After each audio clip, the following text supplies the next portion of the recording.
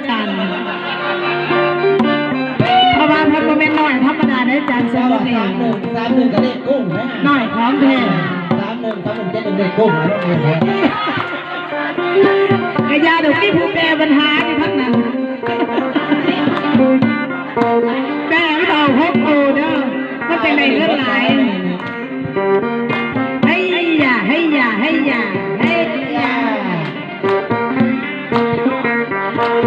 ปเลยไปเลยแก้วหายไปเลยให้สิบเมื่อได้เป็นอะไรพ่อแม่นางอยู่ทางบ้าน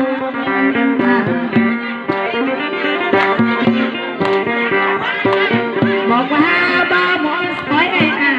อ้โสภิตวะนี่ไอ้โสภิตเดี๋ยวนี้ไอ้โสภิตนะเว้ยไอ้สิเมื่อซ้ำซ้อนนอนเล่นในพ่อเบอร์ไอ้สิเมื่อนั่งเธออันตีนสวมมองอีนางแม่เนี่ย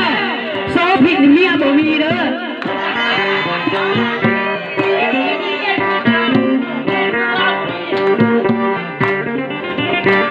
จังว่าเดือนละ11หัวลงตองเดือนละ12หัวลงตางยาวลงอัดไปใจนอนก็มีวอน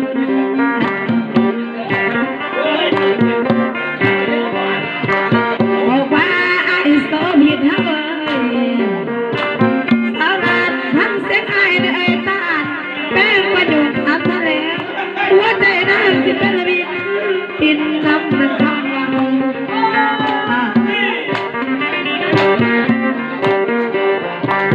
อันนั้นย่ำทั้งหลายเพิ่นเมาเหล้าสาวนั้นเมานำทางย่ำทั้งหลายเพิ่นเดือนวันนวันนองเบื่อพันให้ยา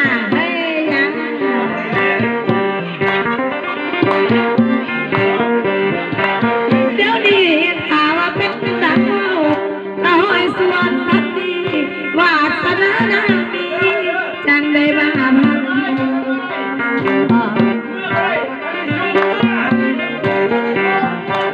สาวลาดน้องสิร้องไข่โคขันทำว่าต่อพี่น้องนี่เราอยู่กับแดนพุ่นเจ้าแห่งไกลให้ยา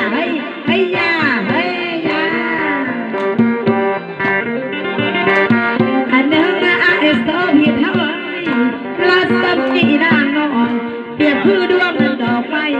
ที่เกิดอยู่กับดอยมีตาพังคอยคนสยามป่วยดูคำการจังว่าดอกกิ๊กมันไปไทยแบบกีส่วนแก่ซ้อนสาวสองผสมสายในสีส้มโอ้ยเกี่ยวว่า USA ได้บาทนี้ได้เนาะสาวอันนี้เดี๋ยวนี้ไอ้โสภิตนะเอ้ย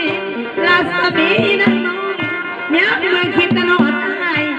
ของแสบก็เป็นคมบางเถื่อเกลือแนวเค็มกันเราจ้าคืนหา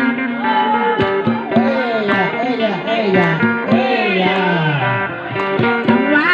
ไอ้ผู้แม่พื้นพวงคุกโตให้มันเหลืองนั่งเด้อพี่ชาย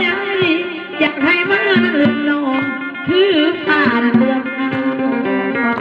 เฮ้ยอย่าน้องทั้งซอยเบาซ้ำน้อยบ่จักเขาบุญกินปันเขาเปิดสินพระอีนีบ่วันนั้นไอ้ทานไข่ฟงคนละ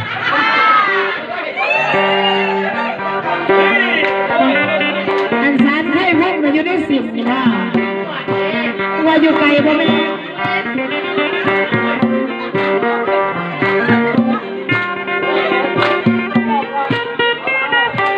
โดย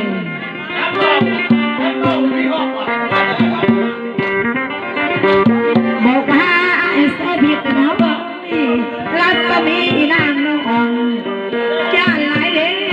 ย่านตะบุญเงินบอกไปย้อยให้เงินบ่ยอดย่านตะบุญเงินบอกไป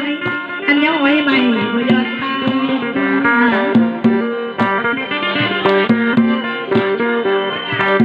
จังว่าคันเรื่องสมใจน้องพ่ออยากเหนียวแม่น้ำให้เป็นอันแม่นิดเดียว เที่ยวสิคืนสามคืนอยากหยอกเป็นข้าวมือ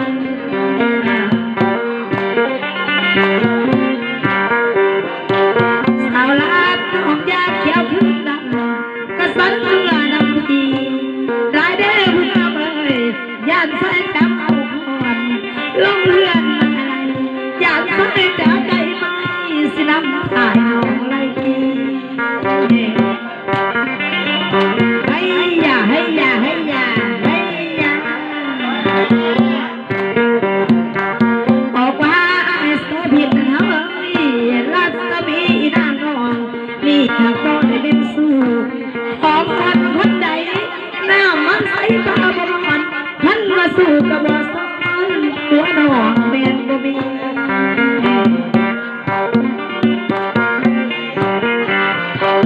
จังว่ามันนางเต็มที่น้องผู้สาวให้ลงใส่วางมือถึงแต่น้ำบางไทยถึงแต่ลง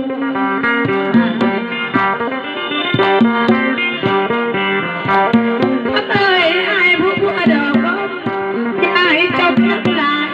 ขันว่าใส่หัวใจให้ตาสมอน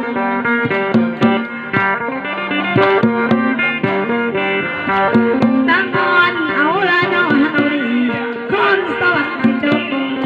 เอาไว้พ่อในพี่น้องสถาเจ้าบุญเอกทาง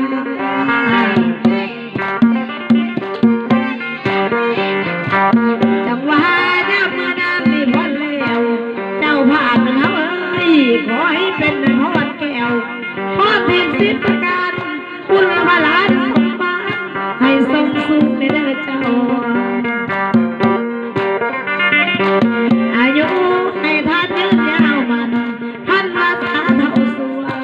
ความเจ็บเจ้าจะได้ความไข่ท่านจะมีให้ยาให้ยาให้ยา ซอยพี่น้องซอยไข่ปิ้งเพิ่นกะว่ามันแซ่บไข่ลูกเพิ่นกะว่ามันแซ่บปลาแซ่บแท้ๆเพิ่นแม่นมาไข่ห่ำ